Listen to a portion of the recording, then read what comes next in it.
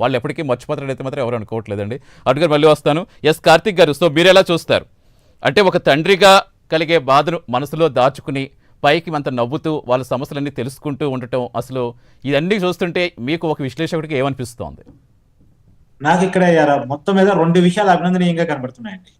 ఒకటి, public first my self next అని చెప్పేసి పవన్ కళ్యాణ్ గారు తీసుకున్న డెసిషన్. ఒకవైపు తన చిన్న కుమారుడు హాస్పిటల్లో ఉన్నాడో తెలిసినా గానీ, మన చిన్న దెబ్బ తగిలితేనే మనం ప్రాణం తలదిల్లి మనకున్న ఉద్యోగం, మనకు చేసే పని అన్ని పక్కన పెట్టి ఇంటికి ఉరుకుతాం, లేదా హాస్పిటల్ ఉంటే హాస్పిటల్ ఉరుకుతాం.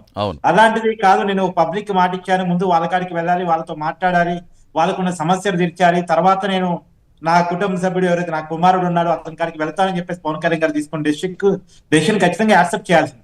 అదే క్రమంలో ఒక రెండో విషయం ఏంటంటే, జగన్మోహన్ రెడ్డి గారు కూడా స్పందించడం. నిజానికి జగన్మోహన్ రెడ్డి గారి నుంచి కొద్దిగా ఇలాంటి కొన్ని ఎక్స్పెక్ట్ చేయం మనం.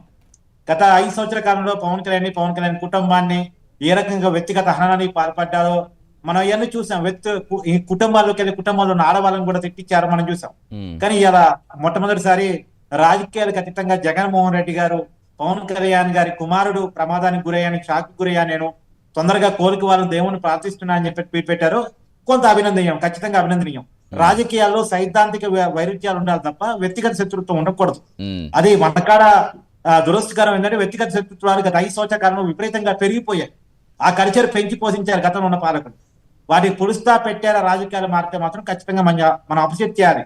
మొదటిగా కేరళలో మనం చూస్తూ ఉంటాం, అక్కడ ఉన్న ముఖ్యమంత్రి ప్రతిపక్ష నాయకుడు చేతిలో చేసుకుని ఏదైనా ప్రమాదం జరిగినప్పుడు రాష్ట్రానికి ఏదైనా ఇబ్బంది వచ్చినప్పుడు అందరూ కలిసికట్టుగా నిలబడే తీరుగా మనం చూస్తా ఉంటాం. దురస్కరం ఆంధ్రప్రదేశ్ రాజకీయాలు అది లేదు, అది రావాలి. ఇక్కడ మనం ప్రత్యేకించాలి. పవన్ కళ్యాణ్ గారు తీసుకున్న డెసిషన్ గురించి మనం మాట్లాడుకున్నప్పుడు నాకు కొన్ని గుర్తొస్తున్నాయండి. సుందరయ్య గారు కమ్యూనిస్ట్ వాళ్ళమ్మ, నువ్వు కమ్యూనిస్ట్ ఉద్యమంలో కనుక వెళ్తే చచ్చిపోతాను, బాయిలోకి చచ్చిపోతాను, నువ్వు వెళ్ళొద్దు అని చెప్పేసి అన్నదంట. అంటే సరే మీరు చనిపోయినా సరే నేను కమ్యూనిస్ట్ ఉద్యమంలోకి వెళ్తాను అని చెప్పేసి సుందరయ్య గారు వచ్చారంట. అప్పుడు సుందరయ్య గారిని ఒకళ్ళు అడిగారు, మీ అమ్మ చనిపోతున్నా సరే, మీ కన్న ప్రేమ మిమ్మల్ని కని జన్మనిచ్చినటువంటి తల్లి చనిపోతానన్నా సరే మీరు కమ్యూనిస్ట్ ఉద్యమంలోకి ఎందుకు వచ్చారంటే, నేను కమ్యూనిస్ట్ ఉద్యమంలోకి వస్తే 100 మందికి తల్లులకి నేను కొడుకవుతాను, నేను మిస్ అయ్యేది ఒక తల్లినే, 100 మంది తల్లులు, వేలాది మంది తల్లుల కోసం నేను కమ్యూనిస్ట్ ఉద్యమంలోకి వచ్చానని చెప్పి సుందరయ్య గారు చెప్తారు. అలా ఇలా పవన్ కళ్యాణ్ గారు కూడా తన కొడుకు హాస్పిటల్లో ఉన్నాడని తెలిసి కూడా, కానీ తనకంటే ఇప్పుడు నాయకుడికి ప్రజలు కూడా పెట్టాలంటాడు, ఖచ్చితంగా ప్రజలు కూడా పెట్టాలంటాడు. ప్రజా జీవితంలో ఉన్నోళ్ళకి ప్రజలందరూ కూడా కన్న పెట్టేలా చూసుకోవాల్సిందే. ఇవాళ ప్రజా జీవితంలో పవన్ కళ్యాణ్ గారు ఉన్నారు, పార్టీ అధినేతగా ఉన్నారు. ఆయన నుంచి మనం చాలా చూసాం. ఈ పిల్లలకి దాచుకున్న డిపాజిట్ డబ్బులు కూడా తీసి ప్రజల కోసం పంచిపెట్టిన గత ఉదాహరణలు మనకు అనేక ఉన్నాయి. ఈ వలస కూలీలకు కానీ, తర్వాత మన ఉద్దానం బాధితులకు కానీ, మొన్నటికి మొన్న వరద బాధితులకు కానీ, గ్రామానికి 1,00,000 రూపాయలు అతను పంచిన తీరు కానీ, సినిమాకు వచ్చినటువంటి డబ్బులన్నీ కూడా ప్రజలకు ఖర్చు పెట్టిన తీరు కానీ, పిల్లల కోసం దాచుకున్న డిపాజిట్ కూడా తీసి సమాజం కోసం ఖర్చు పెట్టిన తీరు కానీ ఖచ్చితంగా పవన్ కళ్యాణ్ గారు అభినందనీయం. అలాంటి వాళ్ళకు పాత నాయకులు కొంతమంది గుర్తొస్తూ ఉంటారు. ఈ తరం రాజకీయాల్లో ఇలాంటి వాళ్ళు మనం చూడలేం. ఖచ్చితంగా పవన్ కళ్యాణ్ గారి తీరు అభినందనీయం.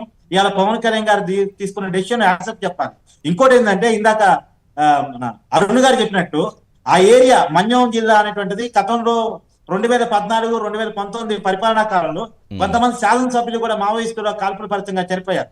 మావోయిస్టులు దాడి చేసి ఎమ్మెల్యేని చెప్పారు. చాలా రిస్క్ ఉన్నటువంటి ఏరియా ఖచ్చితంగా. మొన్నటికి మన పవన్ కళ్యాణ్ గతంలో పర్యటన చేసినప్పుడు కూడా ఒక అనామకుడు ఎవరో పవన్ కళ్యాణ్ సెక్యూరిటీ టీంలోకి వచ్చాడు, కాకి డ్రెస్ వేసుకొని. అంటే అక్కడ చాలా రిస్క్ ఉంటుంది ఖచ్చితంగా. ఆ రిస్క్ ను కూడా పక్కన పెట్టేసి ఆ గ్రామాల్లో పర్యటించడం, అందులోనూ కాలినడకను పర్యటించడం, అక్కడ రోడ్లు సరిగా ఉండవు, అక్కడ మౌలిక సదుపాయాలు సరిగా ఉండవు. అలాంటి నాయకుడు, అందులోనూ సినిమా సెలబ్రిటీ, అతనికి మంచి ఫాలోయింగ్ ఉంది, ఒక పక్క సెలబ్రిటీ ప్లస్ రాజకీయ నాయకుడిగా ఇవాళ ఆంధ్రప్రదేశ్ డిప్యూటీ సీఎం హోదాలో ఉన్నాడు. ఇంత ఉంచుకొని కూడా సామాన్యుల లెక్క జనంలో తిరుగుతూ జనంతో మాట్లాడే తీరు, పలకరించే తీరు, సమస్యలు పరిష్కరించే తీరు ఖచ్చితంగా మన అభినందనీయం. ఇంకా అరుణ్ గారు చెప్తున్నారు, అనారోగ్య సమస్యలు కూడా ఉన్నాయి, వెన్నునొప్పి కూడా ఉంది, వెన్నునొప్పి ఉండి కూడా వెళ్ళాడని చెప్పేసి చెప్తా ఉన్నారు. వీరన్నిటి కూడా ఒకదానికి ఒకటి అదనంగా కనపడుతుంది. మనం ఖచ్చితంగా పవన్ కళ్యాణ్ ని ఒక నెక్స్ట్ లెవెల్ లీడర్ గా ఇక్కడ మనం ఖచ్చితంగా చూడాలి.